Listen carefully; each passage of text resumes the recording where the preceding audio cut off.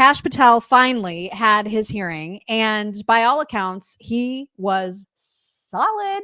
Of course, there were hysterical Democrats, as there always are, but there were also Republican Democrats who knew that this was coming, and in particular, Tom Tillis had come prepared with a bingo card. Here he is.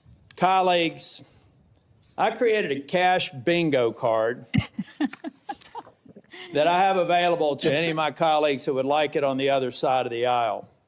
Some may view this as an unserious caricature and not appropriate for this committee. Sadly, I consider it a serious caricature of what I expect to be witnessed today. I think we'll have words like enemies list and deep state. I've already X'd out 4 boxes in the opening statements alone. The fact of the matter is, some people will be here to simply substantiate a false narrative. Yep. Yep. I love that he did that. Bingo card. It's so great. And it's so true. I mean, clearly this choice of Kash Patel triggers some Democrats to no end. And it's a joy to watch, frankly. It's a joy. Oh gosh, it really is fun. He's my favorite so far, I think. He was my favorite. Yeah. So there was a moment where Dick Durbin, who already has been like before the hearing, he was talking to reporters saying, I'm a no. Like, there's no way. There's nothing he can say that's going to make me vote for him. Real thank you for your non-biased, going in there to do your job take on that. So he was hostile, like right out of the gate. And in fact, accused Kash Patel because he had taken a photograph with someone at a book signing, and that person was then found to be racist. Dick Durbin said, you're racist because you are in this photo. Look at, you're in this photo with this person. God. It's so stupid. And so Kash's response to that was perfection. As you can see, I took a photograph with an individual who showed up at a book event. I don't believe I'm guilty by association, and I certainly don't believe that an individual who was the first minority to serve as the Deputy Director of National Intelligence for this country is a racist in any way, and I detest any conjecture to the contrary. Oh, damn. Yeah. And honestly, you know what we could do? We could play their game and be like, if they don't confirm this guy, then they're all racist because he's brown. I don't know if you guys know that, but he's brown. Yeah. So they're racist, and the way they're treating him, so racist. That is so racist. Yeah, I mean, they've done it for years. So why don't we turn it around? And Tulsi too. Tulsi is a woman of color. She is a woman of color, and they treated her very poorly. So they're racist. Mm-hmm. And in her case, the double whammy, they're racist and sexist. So, yeah. How does it feel, Democrats? It's your game. Totally your game. Mm-hmm. Bingo. The shivering, trembling Chihuahua, Amy Klobuchar, also she was struggling. She had a big hissy fit about a couple of different things. The first thing that she had a hissy fit about was she wanted to talk about a very specific piece of a quote from Kash Patel when he was saying, and I don't remember what the context was, like if it was a podcast, if it was a quote from an interview, I don't remember. But he had said something about like if he becomes in charge of the FBI, he wants to take the headquarters and just get rid of it and send all the agents to their, to home states, to actual local agencies to do actual FBI work.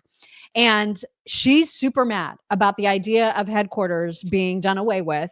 And so she wanted to pin him to that comment. And here is how that went. Mr. Chair. I deserve an answer to that question.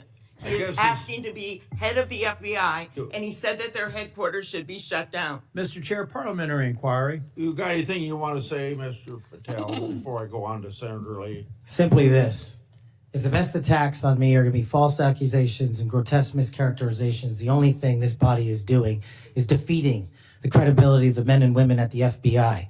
I stood with them here in this country. In every theater of war we have, I was on the ground in service of this nation. And any accusations leveled against me that I would somehow put political bias before the Constitution are grotesquely unfair. And I will have you reminded that I have been endorsed by over 300,000 law enforcement officers to become the next director of the FBI. Let's ask them. See, I want to inject him in my veins.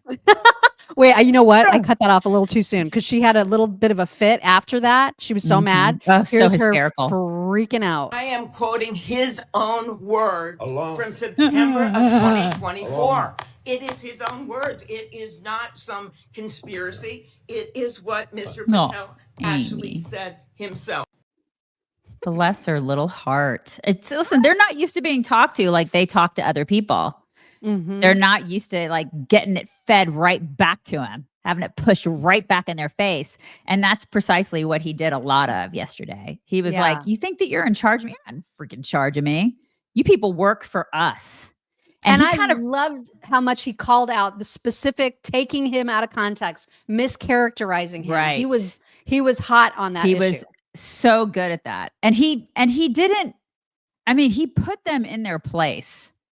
And I love that he can do that. He did it in such a disarming way. Like I love the way he does it. He's just like, you're not going to talk to me like that. Yeah. You know? And they're just not used to that. They're used to being here. Yeah. Here's another example of that very thing. If all of those statements are taken out of grotesque context, and anyone that thinks my 16 years of service isn't exemplary on how I would proceed if confirmed as FBI is intentionally putting false information into the public ether and creating more public discourse. The only thing that will matter if I'm confirmed as a director of the FBI is a de-weaponized, depoliticized system of law enforcement completely devoted to rigorous obedience of the Constitution and a singular standard of justice. That's so awesome. Just so great. Awesome. And we know why Dick Durbin doesn't want him to be the guy. I mean, he exposes way too much and they don't like that. Yeah, like the Epstein files.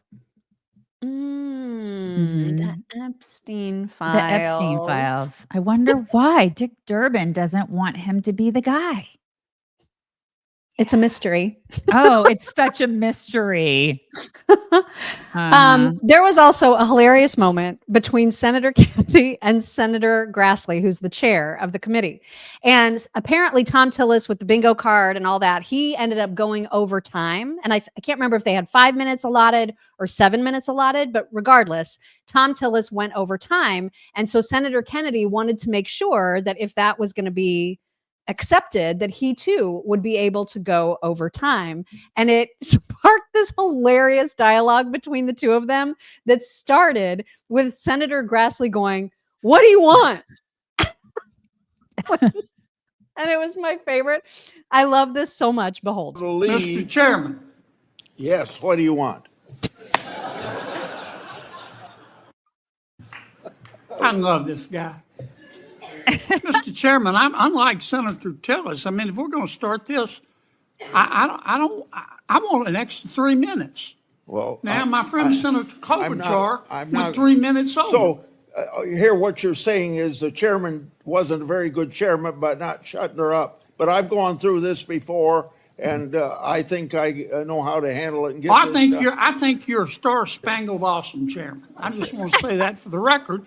But if you're going to let somebody over there go 3 minutes over, I want my extra 3 minutes. Well, let's see if it's abused by anybody else before we make that decision. I'm just telling you, I'm going to abuse it. Well, I'm not going to let you abuse it. You're a good man, Mr. Chairman. I love him so much. No, he is a precious gem, isn't he? Why doesn't he come on our show? Why? Well, I don't know if our folks have been able to get in touch with his folks. Well, they need to get in touch with his folks. Are you watching, Senator Kennedy? Are you watching our show? I'm pretty sure that he's not. You know what? We're doing it live. Why aren't you coming on? Come on. This is a great show. You would love it here. Our people are awesome. You would have so much fun. Come on our show. I just want him to come on our show and just say all the sayings at us. Like, I just want a half an hour of Kennedyisms. We just need to talk to him about himself. We don't even need to talk politics. We could just talk to him about like his hobbies and stuff. You know, his hobbies is coming up with new Kennedyisms, and I want to hear all of them. Right. It'd be super fun. All right, so back to Klobuchar. She was given, there was like a round 2 of questions, and she had 2 minutes, and she wanted to ask for more. She wanted more time. She was pestering Kash Patel again.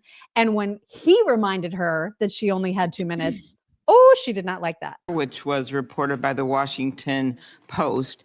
And that was in March of 2024 on Joe Pack's podcast. He asked you, the Capitol Police in that fake January 6th committee, they didn't tell the truth, did they? Patel, no, not just them, many others. And lying under oath is a federal offense and they should be investigated for it.